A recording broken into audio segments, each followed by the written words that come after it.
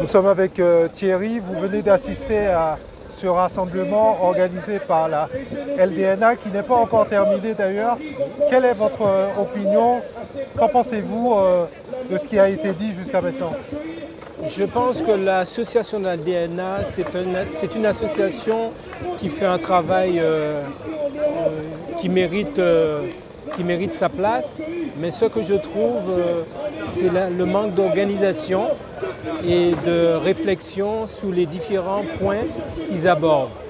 D'une part, j'ai pu écouter un petit peu le discours que je trouve qui est un peu rhétorique, dans le sens ça se répète.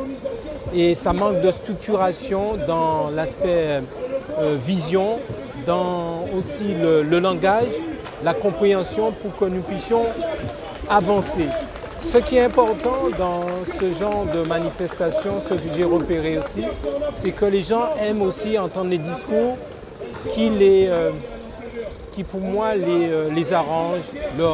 On joue sur les émotions et je pense qu'il y a encore du travail, il y a du chemin à faire. Voilà. Vous êtes originaire de quel endroit? Je suis de la Guadeloupe. Je vis en France depuis pas mal d'années, disons on va dire 32 ans, 34 ans, je suis à Paris, donc voilà. Et vous travaillez dans quel domaine? Je suis dans le domaine du commerce international, donc j'essaie de me développer en tant qu'indépendant et l'objectif ce serait de fédérer avec d'autres personnes de la diaspora pour que nous puissions mettre en place ce qu'on appelle le système économique. Quel regard portez-vous sur la communauté entre guillemets des afro-descendants, puisqu'il y a plusieurs thématiques, plusieurs expressions en France et au-delà dans les Antilles-Guyane? Ce que je peux dire sur l'ensemble, il y a une fracture qui existe du fait qu'il y a différentes classes dans la diaspora et ça on ne peut pas l'empêcher. Il y a celui qui est bien intégré dans le système dans lequel nous nous trouvons, la France. Il y en a d'autres qui ne sont pas du tout intégrés, donc il faut chercher la cause. Nous connaissons la cause. Il y a le problème de l'éducation qui peut être mis en cause. Il y a le problème de la culture. Il y a le problème aussi de l'intégration. Et cela aussi crée aussi un problème de non-communautarisme. Lorsque nous qui sommes de la diaspora, nous allons prendre conscience de la force que nous avons, des capacités que nous avons de faire des choses, je pense que là on fera un bond en avant sur tous les points, sur tous les plans. Est-ce qu'on peut transposer le schéma américain à la France? C'est vrai qu'il a... Non, ce sont deux histoires différentes. On ne peut pas comparer ce que les Noirs américains ont vécu et ce que nous avons vécu. Après l'esclavage, nous n'avons pas vécu la ségrégation. Les Noirs américains, ils ont vécu des périodes de ségrégation très très brutales, très très dures. Et il a fallu qu'ils s'organisent. Et je pense que ça a été, je ne dirais pas une chance, mais un malheur que nous n'ayons pas subi la ségrégation. Parce que si nous avions subi la même chose que les Noirs américains, il y aurait eu une force de la diaspora en France, beaucoup et en Europe, qui serait pour moi vraiment unis et il y aurait cette force, comme on voit aux États-Unis.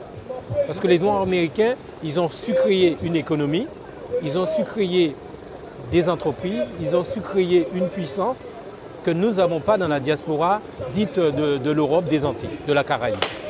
Voilà. Ma dernière question porte sur ceux qui sont censés représenter ces différentes communautés, que ce soit les Antilles, la Guyane, sont les élus. Alors, est-ce que selon vous, ils sont en capacité de porter les doléances de nos communautés? Nous avons vécu, nous voyons ce qui se passe aux Antilles. Je peux dire que nos élus n'ont pas... Ils sont comment pourrais-je m'exprimer là-dessus? Je ne trouve même pas les mots.